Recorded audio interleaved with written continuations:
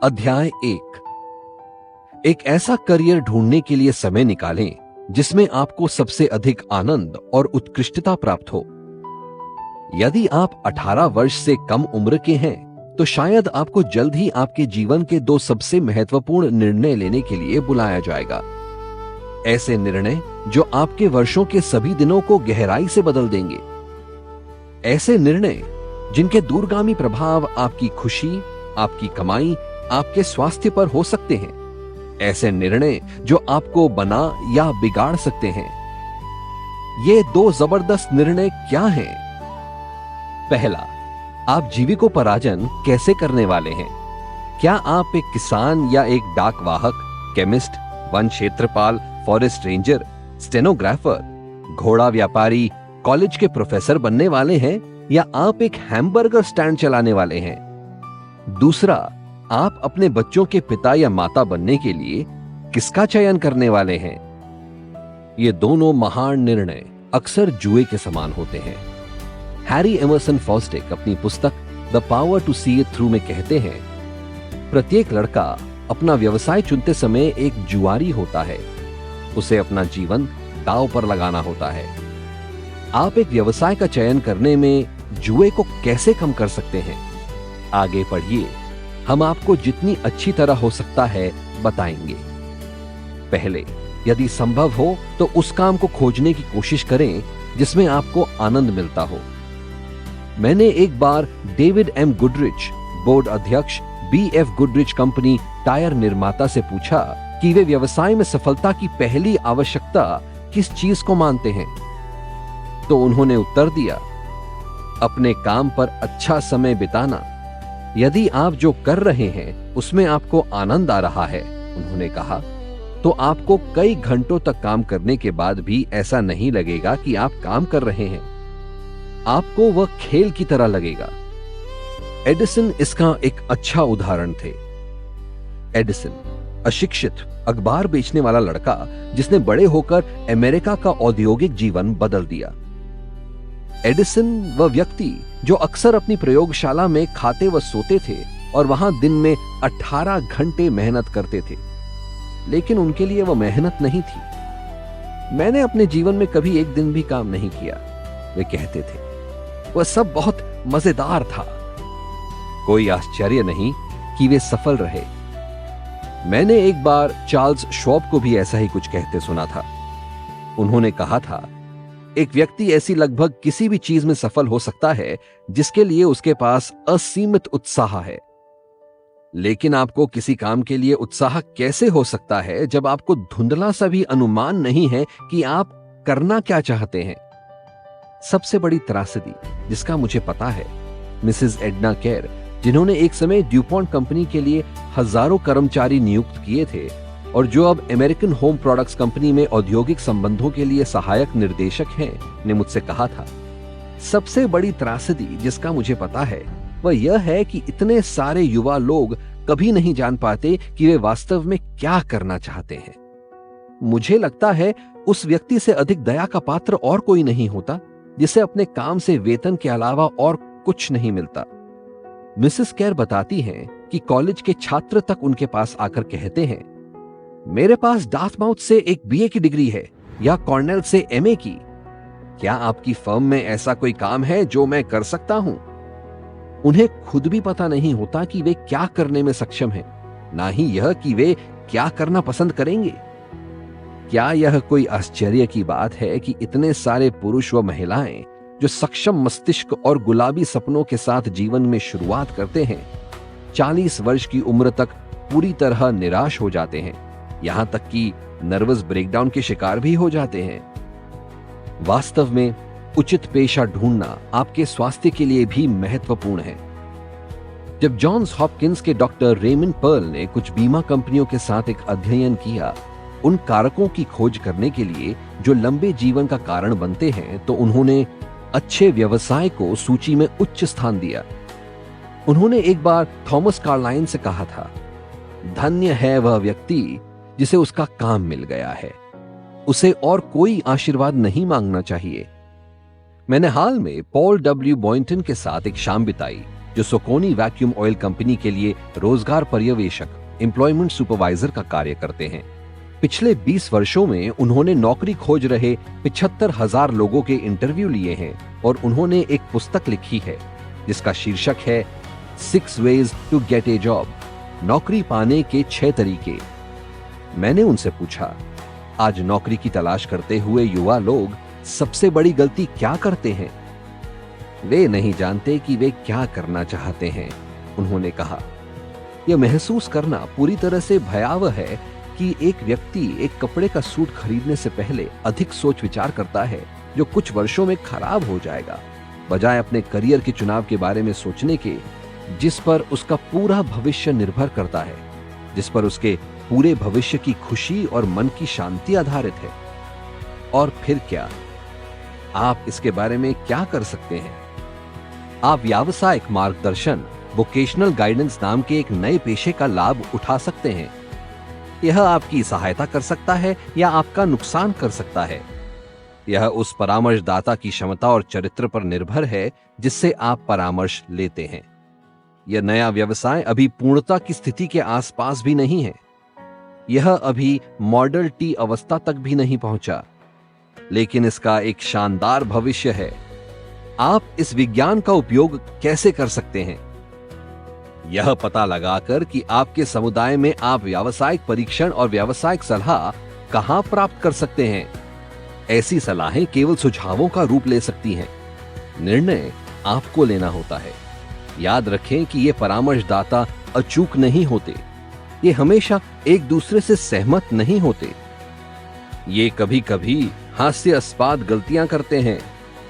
उदाहरण के लिए, एक बार एक व्यावसायिक मार्गदर्शन व परामर्शदाता ने मेरी एक छात्र को लेखक बनने की सलाह दी, केवल इसलिए क्योंकि उसके पास एक बड़ी शब्दावली, वोकैबुलरी थी। कितनी बेतुकी बात है। यह इतना आसान भी नहीं है।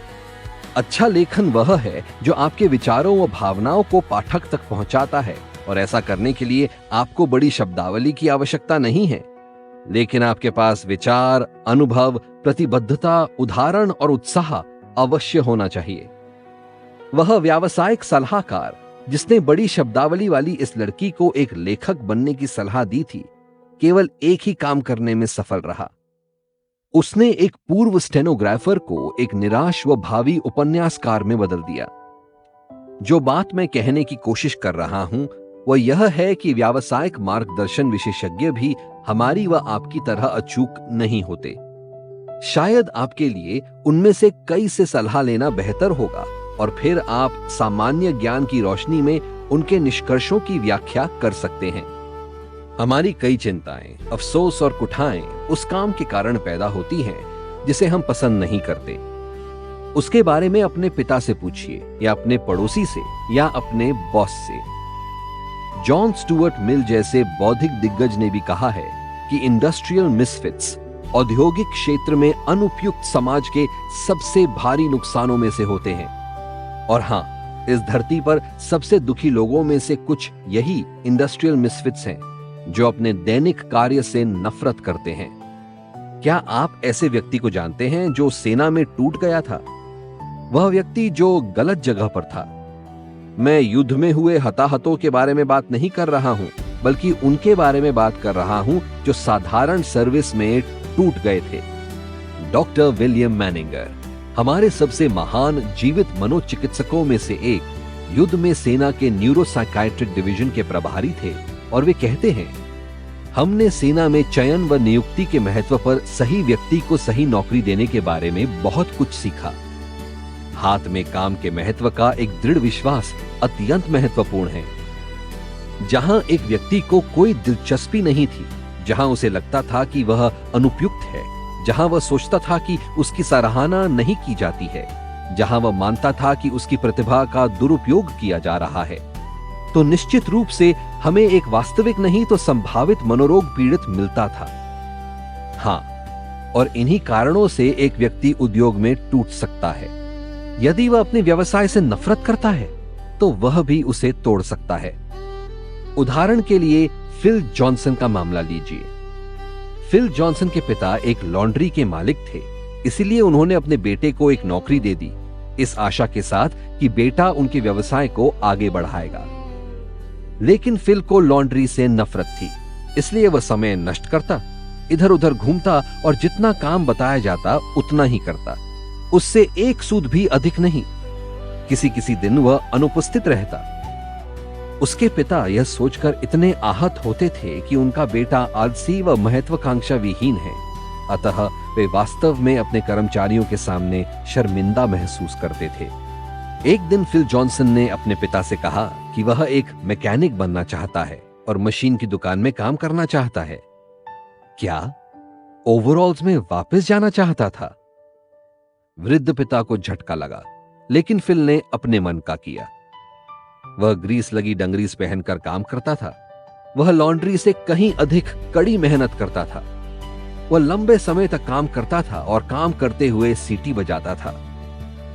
उसने इंजीनियरिंग पढ़ी, इंजनों के बारे में सीखा, मशीनों के साथ काम किया और सन 1944 में जब उसकी मृत्यु हुई, वह बोइंग एयरक्राफ्ट कंपनी का अध्यक्ष था और फ्लाइंग फोर्ट्रेस बना रहा था, जो युद्ध जीतने में सहायता करते थे। यदि वह लॉन्ड्री में अटका रहता तो उसका और लॉन्ड्री का क्या हुआ होता, विशेष रूप से उसके पिता की मृत्यु के बाद? मेरा अनुमान है उसने व्यवसाय को बर्बाद कर दिया होता, उसे तोड़ दिया होता और मिट्टी में मिला दिया होता।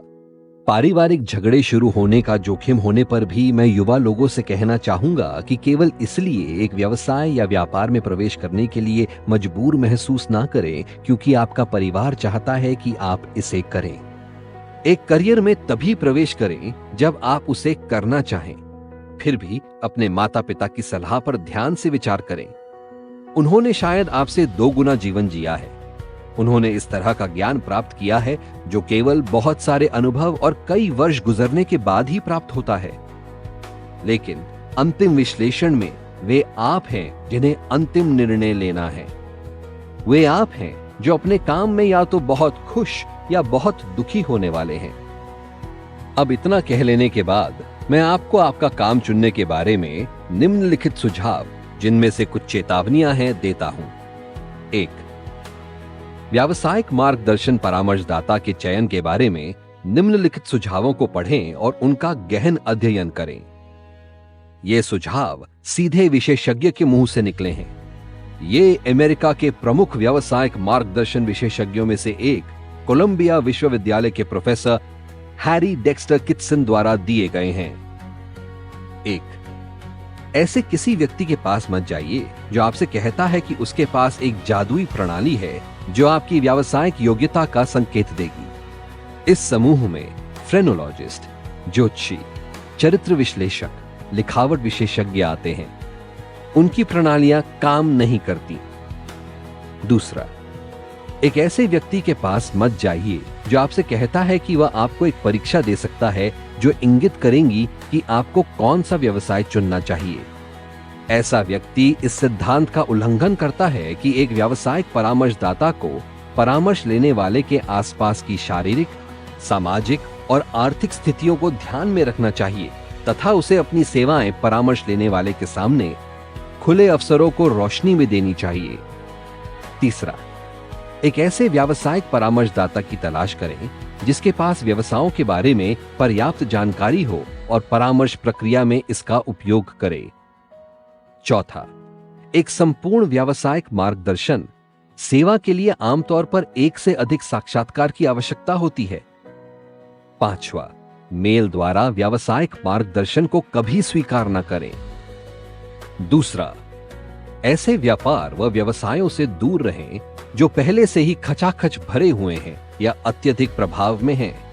आजीविका कमाने के कई हजार विभिन्न तरीके हैं, लेकिन क्या युवा लोग यह जानते हैं? तब तक नहीं जब तक वे एक स्वामी को क्रिस्टल बॉल में टकटकी लगाकर भविष्य बताने के लिए नहीं कहते। परिणामतः एक स्कूल में 2/3 लड़कों ने अपनी पसंद को 5 व्यवसायों तक सीमित रखा। 20,000 में से 5 और लड़कियों में से 4/5 ने ऐसा ही किया। यह अधिक आश्चर्य की बात नहीं है कि कुछ व्यवसायों व पेशों में अत्यधिक भीड़भाड़ है, तथा यह भी आश्चर्य की बात नहीं है कि असुरक्षा, चिंता और चिंता विक्षिप्त सफेद पोश बिरादरी के बीच अक्सर व्यापत रहती है। कानून, पत्रकारिता, रेडियो, चलचित्र और ग्लैमर जगत जैसे भीड़ भाड़ वाले क्षेत्रों में धक्का मुक्की करके अपनी जगह बनाने की कोशिश से सावधान रहें। 3. उन गतिविधियों से बाहर रहें जहां आपके जीवन यापन करने में सक्षम होने की संभावनाएं केवल 1/10 हो। उदाहरण के लिए जीवन बीमा बेचने को लीजिए। प्रत्येक वर्ष अनगिनत पुरुष, अक्सर बेरोजगार पुरुष, जो अग्रिम में पता लगाने के लिए परेशान हुए बिना जीवन बीमा बेचने की कोशिश करना शुरू करते हैं कि उनके साथ क्या होने की संभावना है। Franklin L Bettger, real estate trust building Philadelphia के अनुसार लगभग ऐसा कुछ होता है। 20 वर्षों तक मिस्टर बेडगेर अमेरिका में एक असाधारण रूप से सफल बीमा विक्रेता थे। वे कहते हैं कि जीवन बीमा बेचना शुरू करने वाले 90% लोग इतने मायूस व हतोत्साहित हो जाते हैं कि वे 1 साल के भीतर इसे छोड़ देते हैं। बचे हुए 10 में से एक व्यक्ति 10 लोगों के समूह द्वारा बेचे गए बीमा का 90% बेचेगा और अन्य 9 केवल 10% बेचेंगे। इसे दूसरी तरह से समझाते हुए वे कहते हैं कि यदि आप जीवन बीमा बेचना शुरू करते हैं तो 9 में से एक संभावना है कि आप विफल होंगे तथा 12 महीने के भीतर इसे छोड़ देंगे और 100 में से केवल एक संभावना है कि आप उससे साल में $10,000 कमाएंगे। यदि आप उसमें बने रहें तब भी केवल 10 में से एक संभावना है कि आप मुश्किल से जीविका कमाने से अधिक कुछ कर पाएंगे। चौथा, इससे पहले कि आप एक व्यवसाय में अपने जीवन को समर्पित करने का निर्णय लें, उसके बारे में सब कुछ पता करने में सप्ताह और आवश्यक हो तो महीने भी लगाएं। कैसे? उन पुरुषों और महिलाओं के साक्षात्कार लेकर जो उस व्यवसाय में 10, 20 या 40 वर्ष बिता चुके हैं। उनके संबंधित क्षेत्रों के दिग्गजों के साथ ये साक्षात्कार आपके भविष्य पर गहरा प्रभाव डाल सकते हैं। यह मैं अपने स्वयं के अनुभव से जानता हूं। जब मैं अपने जीवन के दूसरे दशक की शुरुआत में था तो मैंने 2 बड़े लोगों से व्यावसायिक सलाह ली थी। अब जब मैं पीछे मुड़ता हूं तो देख सकता हूं कि वे 2 साक्षात्कार मेरे करियर में महत्वपूर्ण मोड़ लाए थे। वास्तव में मेरे लिए यह कल्पना करना भी मुश्किल होगा कि यदि मैंने वे 2 साक्षात्कार नहीं लिए होते तो मेरा जीवन कैसा होता। आप यह व्यावसायिक मार्गदर्शन साक्षात्कार कैसे प्राप्त कर सकते हैं? उदाहरण के लिए मान लीजिए कि आप एक वास्तुकार बनने की पढ़ाई करने के बारे में सोच रहे हैं, तो निर्णय लेने से पहले आपको अपने शहर और आसपास के शहरों में वास्तुकारों के साक्षात्कार लेने में सप्ताह बिताने चाहिए। आपको एक वर्गीकृत टेलीफोन डायरेक्टरी में उनके नाम व पते मिल सकते हैं। आप समय लेकर या समय लिए बिना भी उनके कार्यालयों में जाकर मिल सकते हैं। यदि आप समय लेना चाहते हैं तो उनसे कुछ ऐसा लिखें। क्या आप मुझ पर एक छोटी सी कृपा नहीं करेंगे? मैं आपकी सलाह चाहता हूं।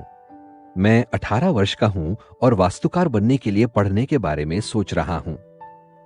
पक्का निर्णय लेने से पहले मैं आपकी सलाह लेना चाहूंगा। यदि आप अपने ऑफिस में मुझसे मिलने के लिए बहुत व्यस्त हैं, तो मैं बहुत आभारी रहूंगा यदि आप मुझसे अपने घर में आधा घंटा मिलने का समय देकर कृतार्थ करेंगे। यह उन प्रश्नों की सूची है जो मैं आपसे पूछना चाहूंगा। पहला, यदि आपको दोबारा आपका जीवन जीने को मिले तो क्या आप फिर से वास्तुकार बनना चाहेंगे? दूसरा, आपके द्वारा मेरा आकलन करने के बाद मैं आपसे पूछना चाहता हूं कि क्या आपको लगता है कि मेरे पास वह है जो एक वास्तुकार के रूप में सफल होने के लिए होना चाहिए?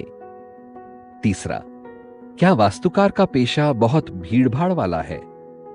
चौथा, यदि मैंने 4 वर्ष वास्तुकार की पढ़ाई कर ली तो क्या मेरे लिए नौकरी पाना मुश्किल होगा? मुझे पहले किस तरह की नौकरी लेनी होगी? पांचवा, यदि मेरे पास सामान्य क्षमता होगी तो मैं पिछले 5 वर्षों में कितना कमाने की आशा कर सकता हूं? छठा, एक वास्तुकार होने के लिए क्या लाभ और हानियां हैं? सातवां, यदि मैं आपका बेटा होता तो क्या आप मुझे एक वास्तुकार बनने की सलाह देते? यदि आप डरपोक हैं और आपको अकेले एक बड़े आदमी का सामना करने में संकोच होता है तो यहां 2 सुझाव हैं जो आपकी मदद करेंगे। सबसे पहले, अपने साथ जाने के लिए अपनी उम्र के एक लड़के को तैयार करें। आप दोनों एक दूसरे के आत्मविश्वास को बढ़ाएंगे। यदि आपके पास साथ जाने के लिए आपका कोई हम उम्र नहीं है तो अपने पिता से साथ चलने के लिए कहें। दूसरी बात, याद रखें कि उसकी सलाह मांगकर आप इस आदमी की सराहना कर रहे हैं। वह आपके अनुरोध से खुश हो सकता है। याद रखें कि बड़े लोगों को युवा लड़कों और लड़कियों को सलाह देना अच्छा लगता है। शायद उस वास्तुकार को साक्षात्कार में आनंद आएगा। यदि आपको समय लेने के लिए पत्र लिखने में संकोच होता है तो समय लिए बिना उस व्यक्ति के कार्यालय में जाएं और उससे कहें कि यदि वह आपको सलाह देगा तो आप उसके आभारी होंगे। मान लीजिए आप 5 वास्तुकारों से मिलने जाते हैं पर वे सब आपसे मिलने के लिए बहुत व्यस्त हैं, जिसकी संभावना नहीं है, तो 5 और से मिले। उनमें से कुछ आपसे मिलेंगे और आपको बहुमूल्य सलाहें देंगे, ऐसी सलाहें जो आपको कई वर्षों के समय के नुकसान एवं दिल को टूटने से बचा सकती हैं। याद रखें कि आप अपने जीवन के 2 सबसे महत्वपूर्ण और दूरगामी निर्णयों में से एक लेने जा रहे हैं। इसलिए कार्य करने से पहले तथ्यों को प्राप्त करने के लिए समय निकालें। यदि आप ऐसा नहीं करते तो आप अपना आधा जीवन उस निर्णय पर पछताने में बिता सकते हैं। यदि आप कर सकते हैं तो उस व्यक्ति को उसके आधे घंटे के समय और सलाह के लिए भुगतान करने की पेशकश करें। 5वां, इस गलत धारणा पर काबू पाएं कि आप केवल एक व्यवसाय के लिए उपयुक्त हैं। प्रत्येक सामान्य व्यक्ति अनेक व्यवसायों में सफल हो सकता है या प्रत्येक सामान्य व्यक्ति शायद अनेक व्यवसायों में विफल होगा।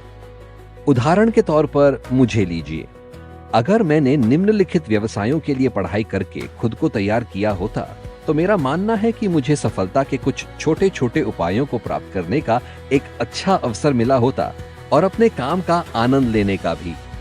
मैं खेती, फल उगाने, वैज्ञानिक कृषि, चिकित्सा, बिक्री, विज्ञापन, एक राष्ट्रीय अखबार के संपादन, शिक्षण और वानिकी जैसे व्यवसायों का उल्लेख कर रहा हूं।